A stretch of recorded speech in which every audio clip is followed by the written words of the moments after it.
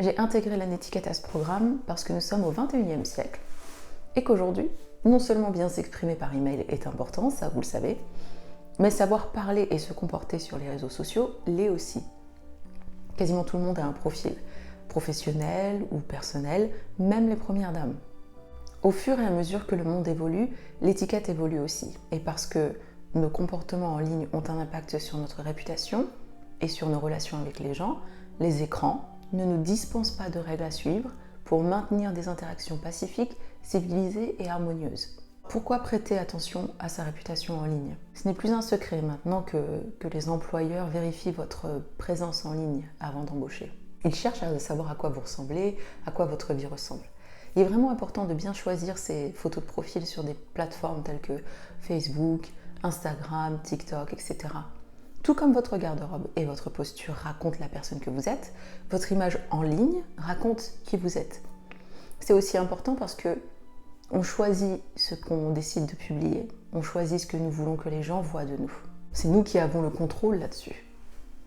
Voici une liste de choses à faire et à ne pas faire en ligne. Publiez des images de qualité. Votre profil, c'est un peu la vitrine de votre vie. On n'y verra pas des habits chiffonnés ou fades dans la vitrine d'une boutique. Donc, faites attention à la photo de profil que vous choisissez. Évitez les débats avec des inconnus, coupez court les attaques ou les critiques. Vous les ignorez, ça n'avance à rien. Les gens, généralement, ne sont pas là pour échanger de manière constructive. Ils sont plus enclins à être simplement méchants. Enfin, les gens, je parle des trolls, comme on dit. Ne taguez pas les gens sur des photos sur lesquelles ils ne sont pas. Ça ne se fait simplement pas. Ne partagez pas trop de détails sur votre vie privée. 1, ça peut être dangereux, vous ne savez pas qui vous regarde. Et 2, ça peut être excessivement ennuyeux si vous tombez dans le partage de toute votre vie intime. Gardez un peu de mystère, comme d'habitude. Si vous devez corriger quelqu'un, faites-le en privé. Pas besoin de pointer du doigt en public ses fautes d'orthographe, c'est pas courtois.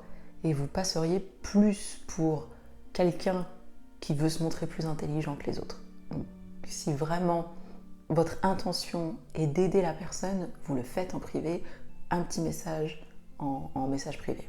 Gardez les conversations privées.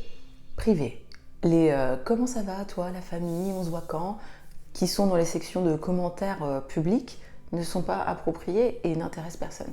Les manières habituelles s'appliquent toujours aux manières virtuelles. Ce n'est pas parce qu'il y a un écran que soudainement, les personnes avec qui vous interagissez ne sont plus des êtres humains. Si vous avez de la bienveillance en vrai, ayez aussi de la bienveillance en ligne.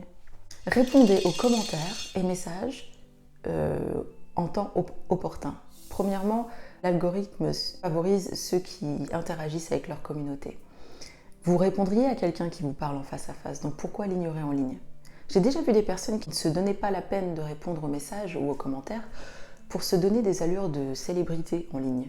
Mais ça n'a en rien cet effet et c'est juste impoli.